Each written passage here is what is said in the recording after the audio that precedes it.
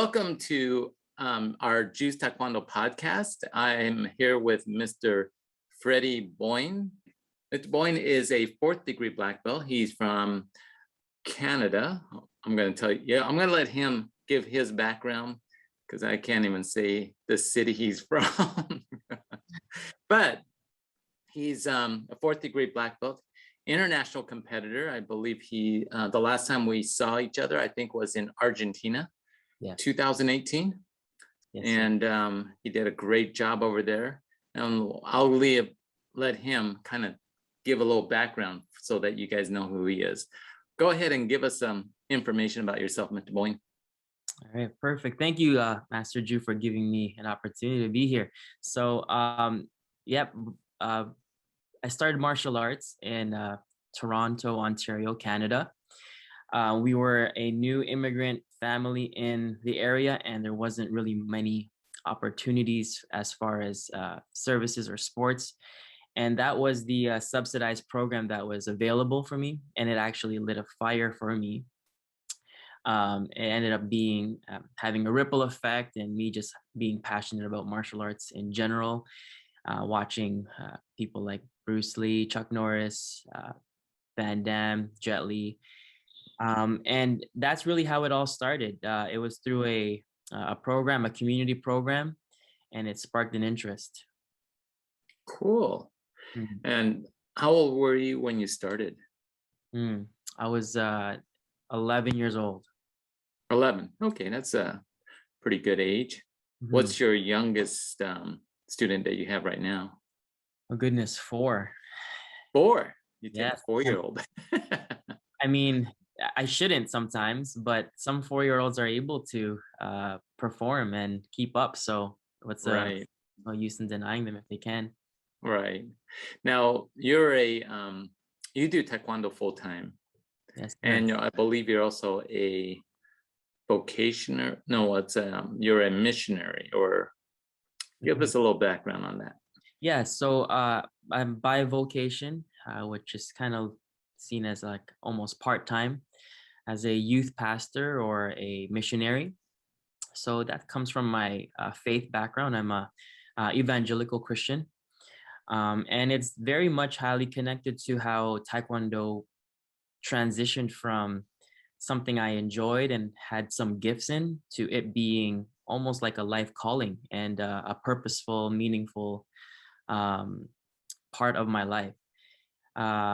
So what that really means is I spend some of my time within the community sharing the gospel, the news of Jesus Christ, and with hopes to help people like the way it had helped me. And martial arts has been a very valuable instrument and platform to witness to that or share that in a relatable way. I grew up in a very strict church, Catholic, Christian home, and actually I really resented it.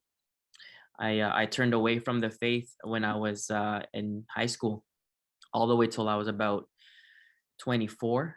So that was a good chunk of my adolescence going into adulthood. And it wasn't until the faith was integrated or it was relevant to something that was in line with serving, which is why martial arts became that valuable platform for me, or a vehicle for me to express my faith. Well, that's awesome. Now, have you always done Taekwondo as your career, or did you do other kind of work before? I was in line in social work. I've always had a kind of a heart for, I guess, philanthropy. To serve and help people. That's always been something that's given me a lot of fulfillment. So that was kind of the direction I was going to as far as career. And I was granted an opportunity to run a youth program. It was like a youth outreach program at this community center where I was running like a part-time Taekwondo class. And people tend to, they really resonated with my way of teaching. And it grew and grew, and it became a school. And I had a few opportunities to compete, and I realized I really liked that, and I was able to get some results that was valuable. And so now I became a full-time martial arts instructor, and I love it. Well, that's great.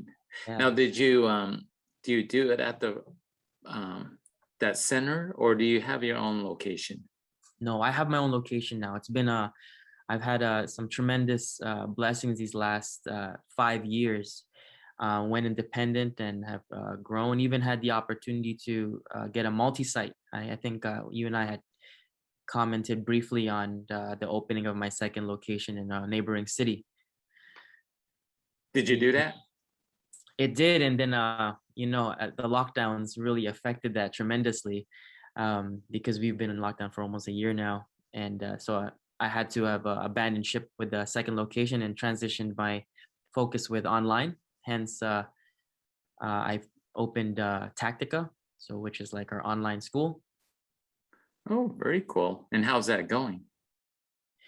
It's going. It's a It's going. hard it's a hard transition. I've always been a hands-on kind of guy, and I've always I excel when I'm in an intense environment with people and loud key ups and hitting bags. That's always been my environment. And online, like it's like we're showing that, but that's not what we're experiencing.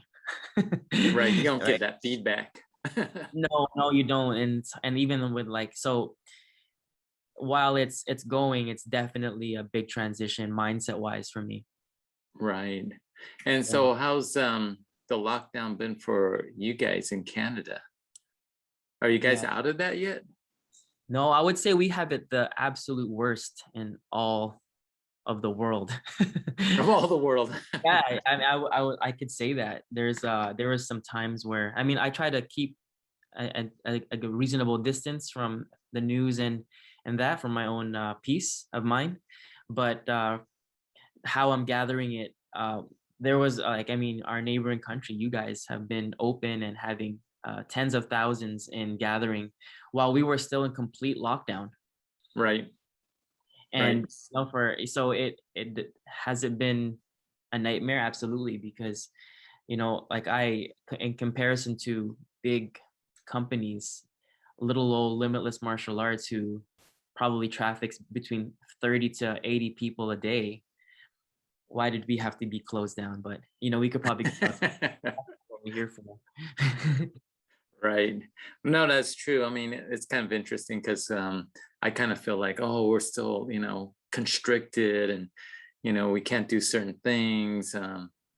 Well, yeah, my dojang's open, right? But I don't have like everyone coming back. And even with them coming back, they're still wearing masks or social distancing, even though those rules have been relaxed. People are getting used to that. It's not the same. Not the same. Yeah. So tell me a little bit about your experience in Argentina. How did you do again? So I didn't do too good in my individual sparring. I got a little bit how can I say that? It was my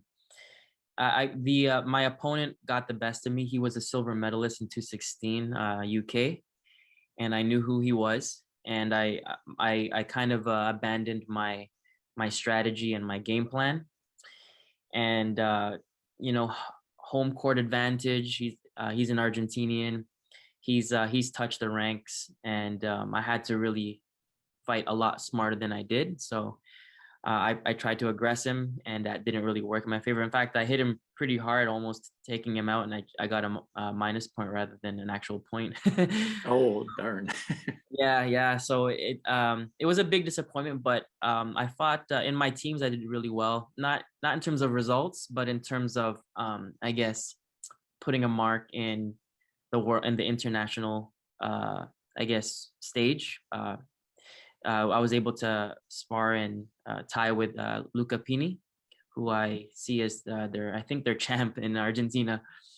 And so that was a good match. And I know that sometimes it's not always about the medal, although it's very, very important. That's what we're there for. it's really feeling accomplished. And if it wasn't for that second match, I definitely would have been very discouraged, to say the least. Right, right. No, I did see some of your fights, and you look good. Sure. Now, what's your thoughts? Are you trying to go to our Amsterdam 2022? Yeah, I would love to. I'm competition is that's what drives me. My concern these days is I never thought I'd ever admit this, but I don't want to. I'm the risk of getting injured and the things that are at risk. I have 3 girls now. Right. Congratulations. Yeah, thank you. I'm in the forefront of my ministry calling, and there's a lot of things kind of in my plate. So as much as I'm really driven to compete and have that as a part of my Taekwondo journey, I think the risk is just a little bit too high. But I definitely want to still keep my be a part of it, and so I'm really highly considering transitioning into coaching more now. Cool. Yeah. Very cool. You think Amsterdam's going to happen? I'm hoping it happens. Yeah. There's always that little doubt, huh?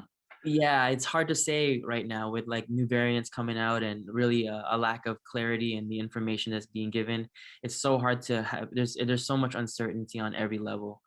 So I don't want to project and plan and then get my hopes up in such a way where it's discouraging. Sure, absolutely. Yeah, I mean, even though we're opened, yeah, it's kind of like you gotta. I mean, you should be training before now, yeah, that's right. But given the situation that even though we're open, and trying to get these guys up to speed, I got to get them and come into the studio first. Exactly. Yeah. And that's a transition of its own. The what this whole pandemic has done with our students was just break their spirit. I mean, I have students coming back because we're now in phase 2, so we're able to do outdoor training. Right. Just meeting them again after a few months. Some of them for over a year now because they had dropped out when the pandemic happened, and their demeanor, their response, their like fear has just captured their heart. And it's like for what we do as instructors, as sabooms, in bringing these people up and strengthening them both inside and out, it's just heart shattering to see what this pandemic has done to the people that we've been investing in. Yeah, no, but good job to you for keeping the majority of your guys on, at least working out, engaged in Taekwondo. So many schools have closed up, and it sounds like you're still hanging in there, and that's awesome. One of the things I noticed is a lot of our guys, as they came back in, is their stances have shortened up. Yes, I'm laughing because that's 100% true, accurate. It's probably because of the space, Exactly. Exactly. I mean, it's like I don't think we can come back to the same spot where we started in patterns. No, and that's why as far as patterns in online, we could never be like like a Peloton. Like we could never try to make an online presence where it's so effective, because stances alone, like who has the luxury of having that much space to do even basic patterns like Yogoko? You go to line E and F. Yeah. You even get to that, you have to go halfway there. Right. Yeah. And then readjust. Yeah, no, it's tough. Yeah, that's kind of one of the things I noticed. The other thing, obviously, is the fitness. Yeah. I don't know how long your classes are. I don't do the online. My son actually does them. And so you're blessed. thank goodness. No. Yeah.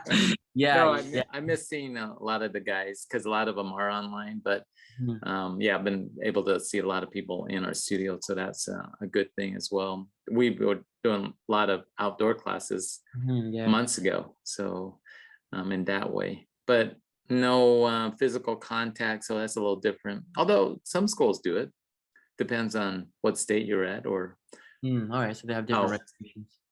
Yeah, so in the United States anyway, some were more open to it, and some are not. California is one of the stricter states, I think. Yeah, so you have a little bit more restrictions on your end, right? But you're very fortunate to have your son really take on all these because it's hard work doing online. Very different. I mean, like the most difficult part about online, which is what we're supposed to leverage in order to get them from not knowing their technique to knowing it, is motivation. Right. If you drain that gas tank of motivation, you could forget about learning. Because if someone's there and they don't want to be there, or they're bored, or they have no energy, you can't expect them to retain that information, or try hard. Like, there's no effort when there's no motivation. So the online is just like my white belt class. I'm pulling the little bit of hair that I got left out of my head. I've noticed some of your social media stuff. I think we mirror each other a little bit.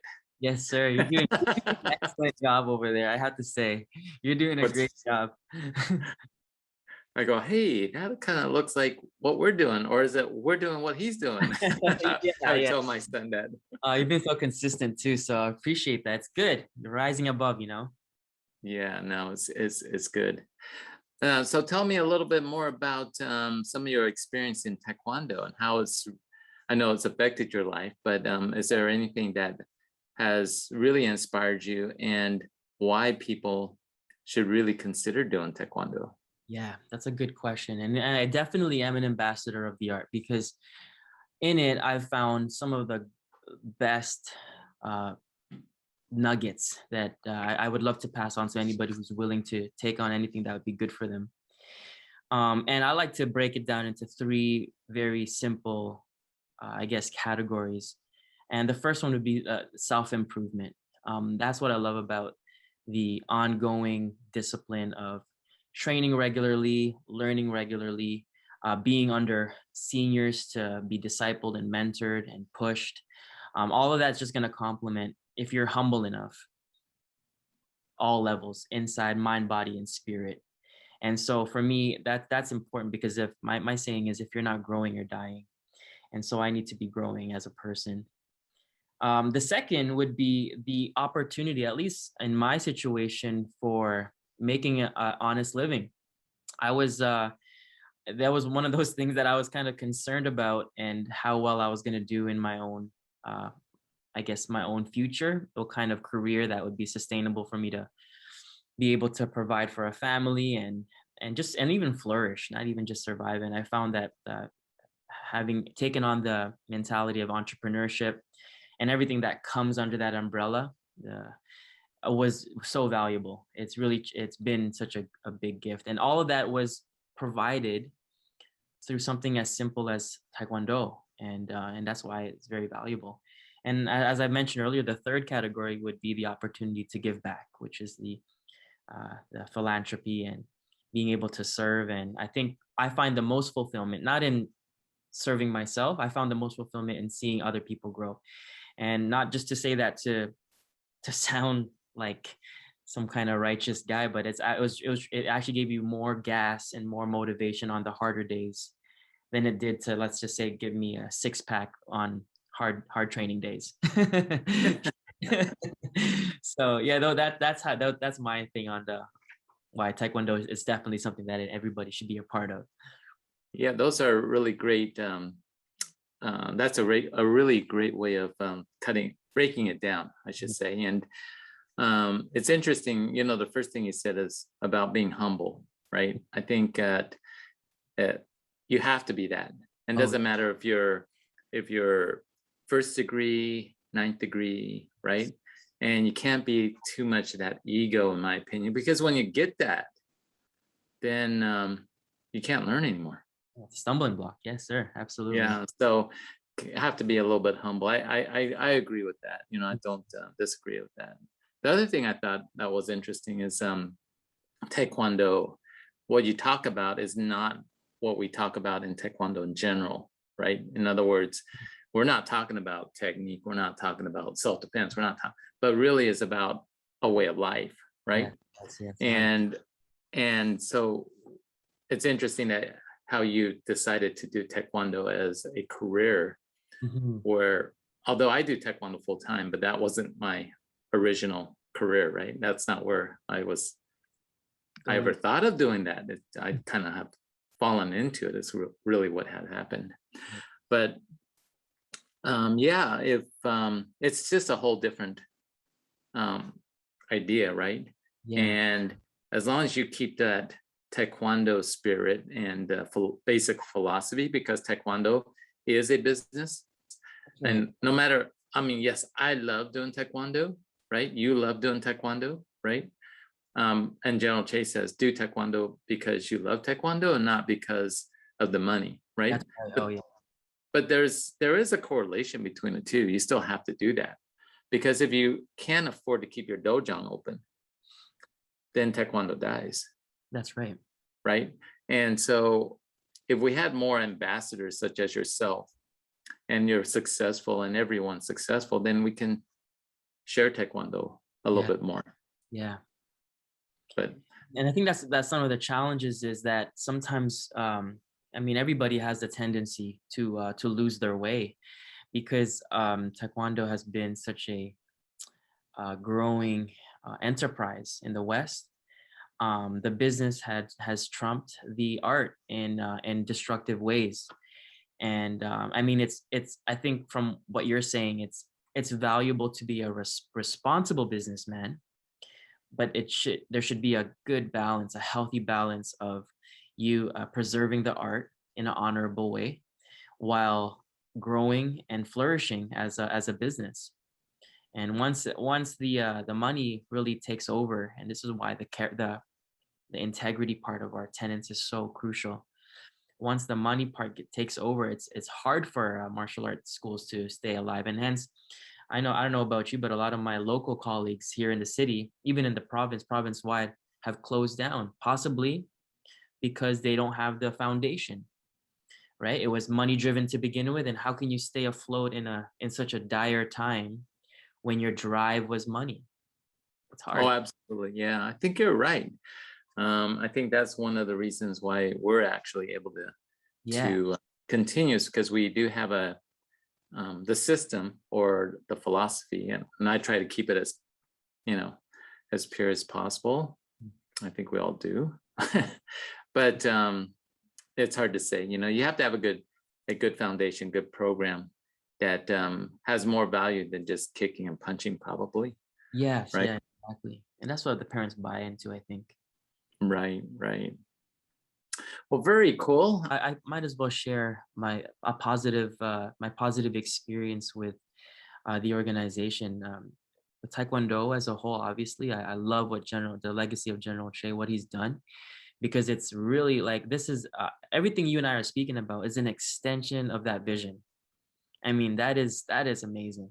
And so there should be some kind of homage and honor that should be paid in that respect, and that if it wasn't for someone who had a vision to, create something in such a light, in such a hard time as well, Right. we wouldn't have this opportunity. And so, like, I wanted to share that has been a tremendous blessing for me, that this is provided. And if anyone gets a chance to hear this podcast that is either considering to fall off, like, now Taekwondo is definitely something that has to be a part of our lives on some way or another. Yep, I think so. Well, I don't want to take too much time, and most listeners don't listen to that long. I think. But I think we have a lot of good content, and we definitely like to. If you want to do it again, we should definitely do it again. Yes. Yeah. If you think it's fun. I'd like to work with you some more, sir. It's an honor, and it's definitely a treat. You have some wisdom I'd like to hear from. Oh, thanks. I think most of it's already online. That's good then. Available. Do you ever listen to our podcast? I did in the early stages when you first introduced it. I've just been tremendously busy lately. Yeah. And if I could make a remark, maybe I'm just not in the right swimming area. Right. But usually this is a terrible confession, but sometimes I end up listening to things that fall in my lap. Yeah. And I feel like your stuff doesn't come to me. Oh, so I don't know, I'm not, maybe it's are you sending it out, or how is it being sent out? because then I would have to look for it, and that means I'd have to remember to do that. Yeah, no, we don't send it out. I don't. We started it for fun, not necessarily for, Even like notification, is it on a Ye- yeah, the only our well, we have two podcasts, right? I have two podcasts. One is our Tool World, where we talk about technique, Mhm. and then or different ideas about Taekwondo, and then my Juice Taekwondo podcast is mostly inspirational, kind of a discussion like you and I are having. Maybe some of my students that are graduate, going to school or whatever, Mhm. self-defense ideas. But no, we don't send out emails or notifications. A lot of it is on Facebook. But yeah, that's a good point. And obviously it's on those podcast apps. Like I don't know if you ever really listen to podcasts. I have one. I'm sorry.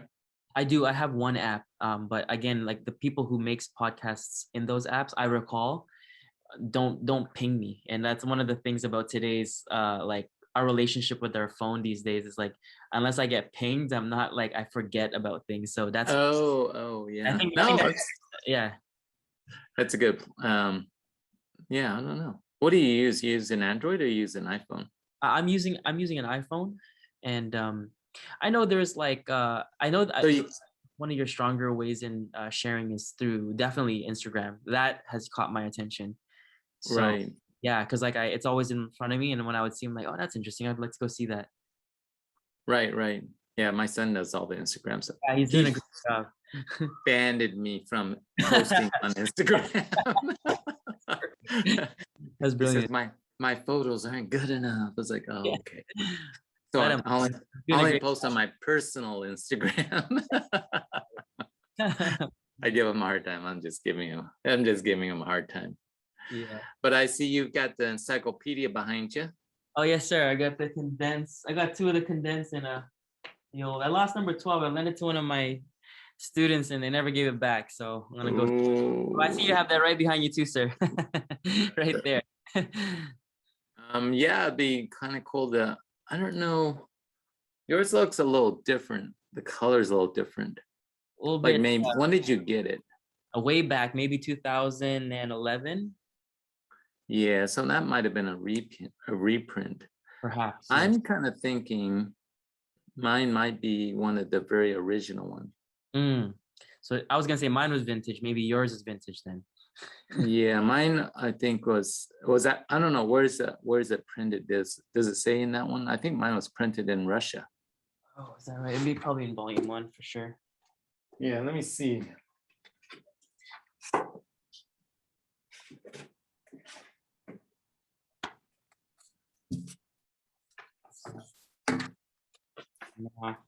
I think mine was the U.S. Oh no, mine says printed in Hong Kong. First edition, 1983. That's what it says up front. Oh, yours is the first edition. I'm not even sure which edition this one is. You don't have this page? Is that in the condensed? No, this is volume 1. Oh, like that. Yeah, like that. That's why I'm saying yours. See, mine looks kind of blue and yours kind of looks green. It does, yeah. I'm not sure. It doesn't even say here. Doesn't say that inside yours? No. Hmm. As But it is interesting. You're what city are you from? Mississauga. How do you say that? Mississauga. Kind of like Mississauga. Yeah. It says here, published International Taekwondo Federation, Mississauga, Ontario, Canada. Printed in Hong Kong though. Oh, you know why? Perhaps that was the time the general was living here. Right. Yeah, so it was published then, but it was printed obviously overseas because of costs, whatnot. Right. Yeah, look at that. I don't know. Oh, that's definitely one of the at least. Well, you said it's the first edition, right? That's what it says, and I do remember when it first came out that I did purchase it. Wow. I only bought it for, I don't know, collection. it's precious. I mean, that's I think that's a collector's thing, right? Because now if you buy it, they're going to be a different edition. I'm not telling you where my address is. Oh, It's it's on your website. on my website. That's my studio. Oh, pardon me. Oh I my, don't keep that at my studio. that's true. That's true. Oh, this is my studio, sir. Is it your studio? Yeah, it's my office. Oh, okay. Yeah. So, it's I don't know. I just don't leave all the stuff that I have gotten over the years. Like I have a scroll that General Che had signed Oh with wow. President Choi Chang-hwa. He also had signed it, Yeah. and I just don't. I won't take it to the studio. It's gonna be Well, in my that house. one, yeah, I would probably preserve that as well. Yeah. I did have an original photo of General Che, and he signed that. Mm, And I had it at the studio, and it started to kind of fade a little bit. mhm. And so I go, I'm gonna take that down. I'm gonna throw a copy up there. And That's so brilliant. That's a brilliant idea. I brought it back. Now I don't even know where I put it. Oh no, Oops. It's somewhere in the house. it happens. I have too many things. Yeah. But anyway, thank you very much, Mr. Boyne, for jumping in online, and hopefully we can catch up again. Yes, sir. It's been a great pleasure for me to chat with you. Perfect, sir. The pleasure was all mine. Thank you so much for considering me. I hope it. I can't wait to hear it. Thank you, sir.